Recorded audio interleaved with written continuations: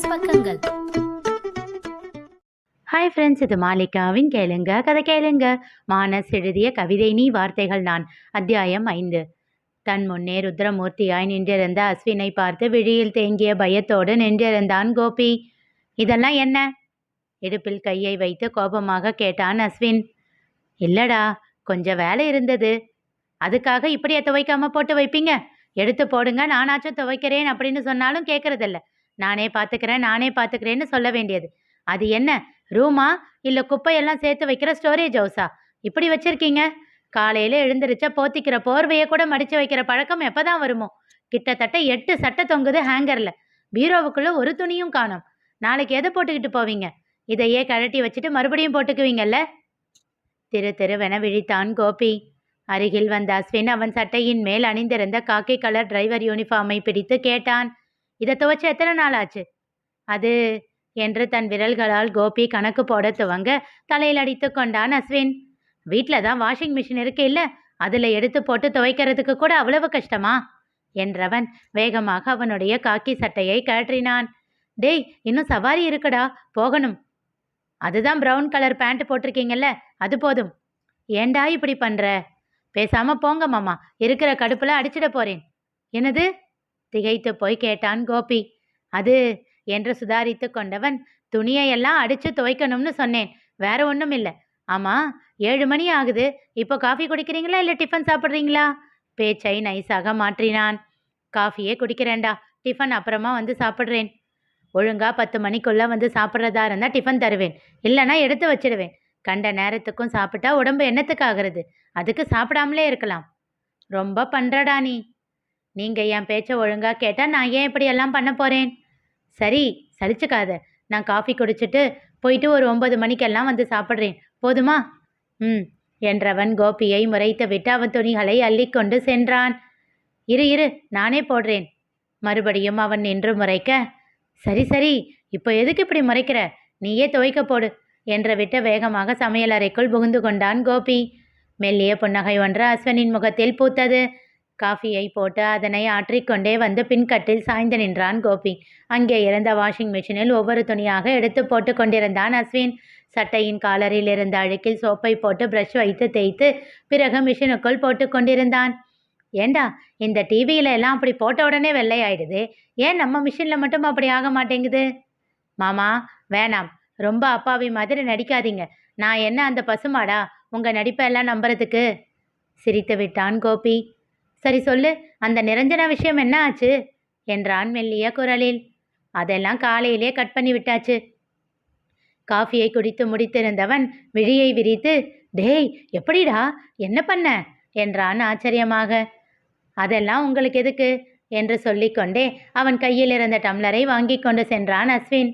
சில நிமிடங்கள் அவனையே பார்த்தவன் வேகமாக அவன் பின்னாலேயே ஓடி வந்து கேட்டான், டேய் இவகிட்டையும் என்னதான் வில்லனாக்கி வச்சிருக்கியா? சிரித்து விட்டான் அஸ்வின்.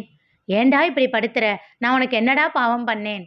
மாமா, உங்க பாலை போட்டதுக்கெல்லாம் கோல் விழல, வேற என்ன பண்ண? அவன் தோளில் கை போட்டு கேட்டான். சம்பளம் வெறும் 20,000 தான்னு சொன்னேன், அவ்வளவுதான்.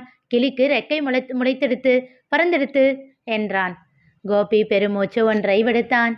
என்ன ஆச்சு மாமா? இந்த காலத்துல நல்லா சம்பாதிக்கணும்டா, இல்லைனா ஒருத்தனும் நம்மளை மதிக்க மாட்டான்.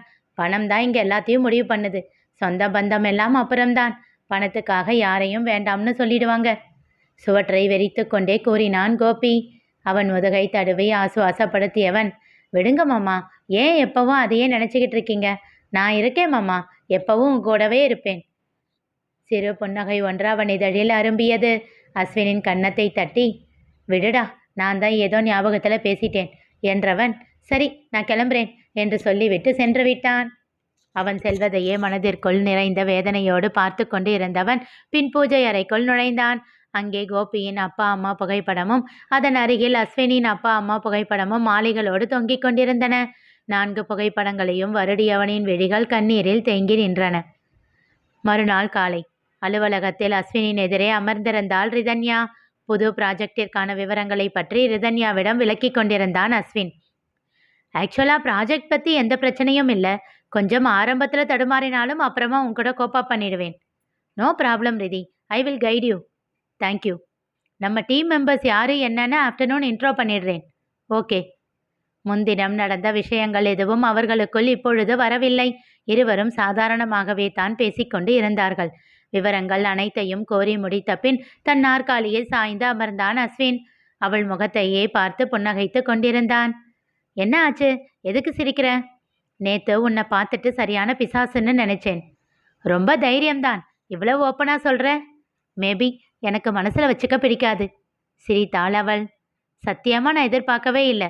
இன்னையிலிருந்து நான் உன் கூட எவ்வளவு மோசமா இருக்குமோ இந்த நாள் அப்படின்னு தான் காலையில வரும்போதே யோசிச்சுக்கிட்டே வந்தேன். மீண்டும் சிரித்தாள். நான் நிஜமாவே ரொம்ப டேஞ்சரஸ் தான். தெரியும். தப்பு பண்ணாதானே பயப்படணும். நான் தான் எந்த தப்பும் பண்ணலையே. எப்பவும் பண்ணவும் போறதில்ல. Yes, I know. உன்னை பார்த்த உடனே புரிஞ்சது. ஓஹோ, அதுக்காக தான் என்னை மிரட்டிட்டு போனியா? அது சும்மா விளையாட்டுக்கு ஜாலியா பண்ணேன். Anyways sorry. பாரா, இது வேறையா? நான் கூட பேக்ல இருந்து உன்னோட பென் நைஃப் வெளியே வருமோன்னு நினைச்சு பயந்துட்டேன். மறுபடியும் சிரித்தாள். Don't worry. அது சின்ன வயசுல இருந்தே அப்படி பாதுகாப்பு உணர்வோட இருந்து பழக்கமாயிடுச்சு. உனக்கு அதெல்லாம் புரியாது. இல்ல, புரியும். என்னோட அப்பா எனக்கு 11 வயசு இருக்கும்போது இறந்து போயிட்டாரு. அம்மா என்னோட 15வது வயசுல இறந்துட்டாங்க. ஸோ எனக்கும் இதெல்லாம் தெரியும். என்ன, நான் பையன், நீ பொண்ணு, அந்த ஒரு விஷயத்துல வேறுபாடு இருக்கலாம் என்றவனை விழி விரித்து ஆச்சரியத்தோடு பார்த்தாள் ரிதன்யா. ஹலோ ரிதி என்று அவன் அழைக்க அவளோ இமைக்காமல் அவனையே பார்த்து கொண்டு இருந்தாள். ரிதி மேடம், என்ன ஆச்சு? எதுக்கு இப்படி பார்க்குற? எப்படி கண்டுபிடிச்ச நீ? ஆச்சரியமாக கேட்டாள். அதெல்லாம் அப்படித்தான். ஒற்றை கண்ணடித்து சிரித்தான் அஸ்வின். அஸ்வின் எப்படி கண்டுபிடித்தான் தெரிந்து கொள்ள தொடர்ந்து கேளுங்க, கதை கேளுங்க. மீண்டும் சந்திப்போம்.